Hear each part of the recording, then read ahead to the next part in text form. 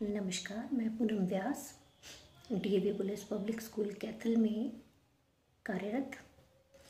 अक्सर पेरेंट्स मुझे एक प्रॉब्लम बताते हैं बच्चों की कि बच्चों को अल्फ़ाबेट्स की प्रॉपरली पहचान नहीं हो पाती। लाइक बच्चे पी, क्यू, बी, डी और 9 इस तरह की एम, डब्ल्यू, तो इस तरह के जो है मिरर इमेजेस एक्सेप्ट करते हैं बजाय के करेक्ट इमेज के।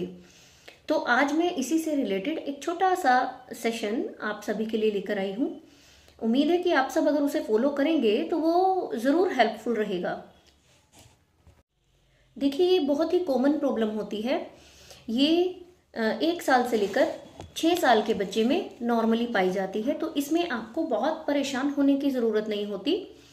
लेकिन अगर ये प्रॉब्लम बच्चे को 7 इयर्स के बाद भी कंटिन्यूटी में रहती है तो वहाँ आपको थोड़ा सा सीरियस होना ज़रूरी है।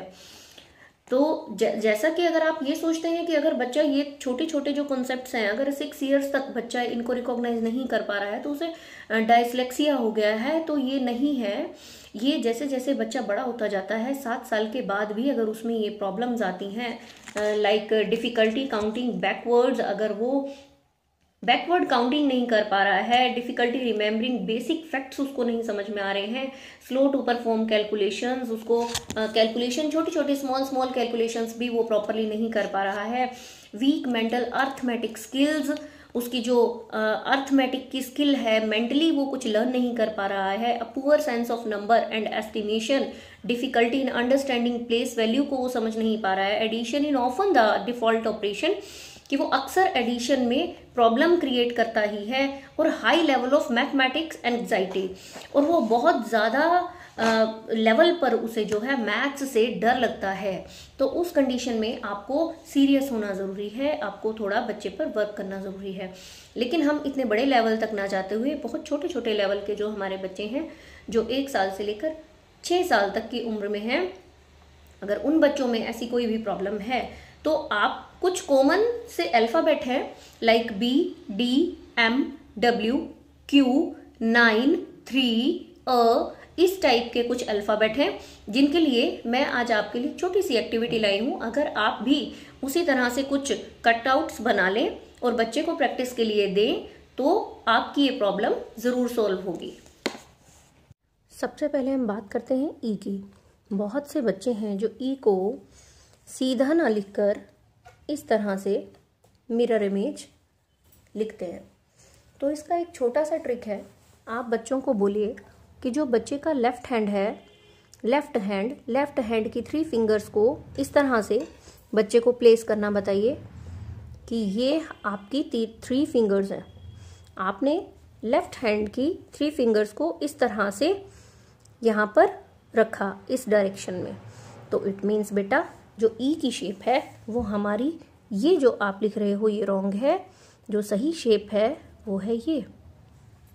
तो इस तरह से फिंगर्स की डायरेक्शन में हम बच्चों को बता सकते हैं कि ई की शेप को किस तरह से लिखना है।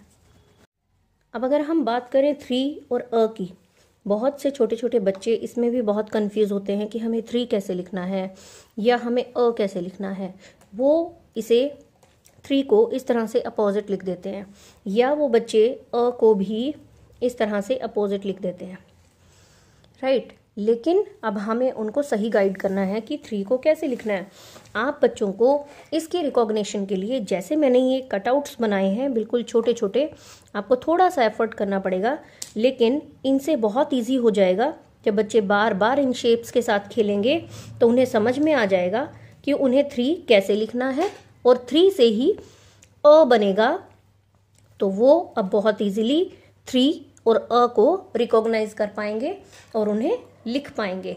बार बार बच्चों के सामने आप इस तरह से ब्रेकेबल कटआउट्स जो हैं उन्हें दीजिए, उल्टे सीधे करके उस बच्चे को दे दीजिए कि लो बेटे अब इसका अ बनाओ। तो सबसे पहले बोलो कि बेटा इसका 3 बनाओ। तो जब वो बच्चा इसको इस तरह से रख रहा है तो आप उसे उसी टाइम बताइए नो, इस तरह से आपने रखना है, बट ये इसी तरह से कलरफुल होना चाहिए, this one and this one like this. तो अगर अब वो बच्चा 3 लिखता है तो जब भी वो उसको ऐसे अपोजिट रखता है, आप उसे बताइए कि ऐसे नहीं, ऐसे, और वो इसके साथ खेलता रहेगा। पेंसिल और इरेजर से बार बार वो गलत लिखेगा, आप उसको शार्प करेंगे, उससे आप भी इरिटेट होंगे और बच्चा भी इरिटेट होगा।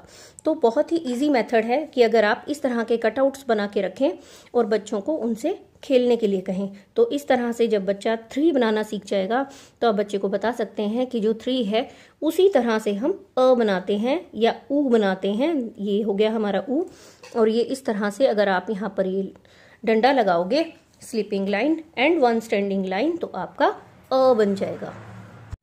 अगर हम बात करें पी और क्यू की, तो इसमें भी बहुत से बच्चे जो होते हैं वो कंफ्यूज हो जाते हैं कि हमें पी ऐसे लिखना है या पी ऐसे लिखना है। बच्चा क्यू और पी में अक्सर कंफ्यूज हो जाता है।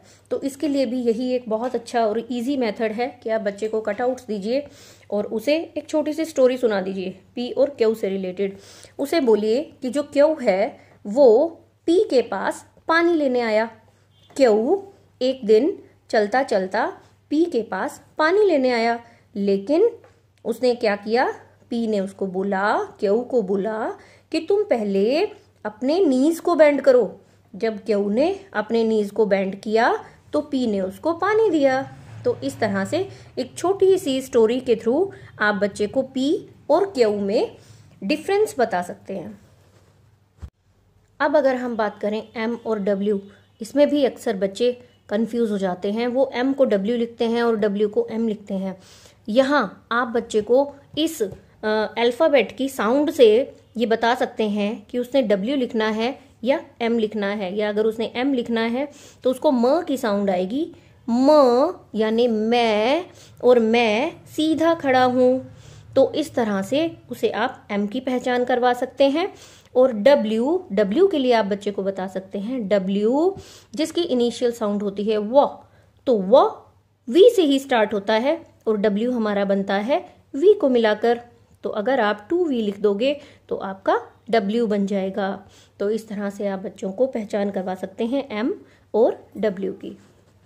एक हमारा कॉन्सेप्ट आता है B एंड D यानी ब एंड ड, जिसमें बच्चे अक्सर कंफ्यूज होते हैं। तो इसमें बच्चे जो हैं जब उन्हें D के लिखने के लिए बोला जाता है तब वो B लिखते हैं, और जब B लिखने के लिए बोला जाता है तब वो D लिखते हैं। तो इसकी एक छोटी सी ट्रिक है, आप बच्चे को बताइए कि ये ब इस तरह से लिखते हैं bat, this is a bat. Bat के साथ बॉल हमने इस तरफ रखी, तो आपने क्या करना है, ये आपका बैट है और ये आपकी बॉल है। और इसी तरह से ड के लिए आप बच्चे को एक छोटा सा क्लू दे सकते हैं। मैंने एक ये इसके लिए कटआउट रेडी किया है जिसमें आप ये बता सकते हैं कि ड से बनता है डोर, और डोर की नोब इस तरफ है, राइट। तो इसका मतलब ड से डोर, और डोर को आप इधर से ऐसे करके बाहर की तरफ खींचेंगे। जब ऐसे करके खींचेंगे तो क्या होगा, ये डी की शेप बन जाएगी। एक और छोटी सी ट्रिक हम ले सकते हैं ब और ड के लिए, यानी बी और डी के लिए। इसमें आप बच्चों के हैंड्स से सिखा सकते हैं कि कैसे हमें बी बनाना है और कैसे हमें डी बनाना है। बी बनाने के लिए बच्चों को बोलिए लेफ्ट साइड की जो है आपकी इस तरह से मुट्ठी बंद करेगा। अगर बच्चा लेफ्ट हैंड को जब ऐसे करेगा तो बी बन जाएगा, और राइट हैंड से जब ऐसे करेगा तो वो डी बन जाएगा। तो इस तरह से बच्चा बी और डी में बहुत इजीली रिकॉग्निशन कर सकता है।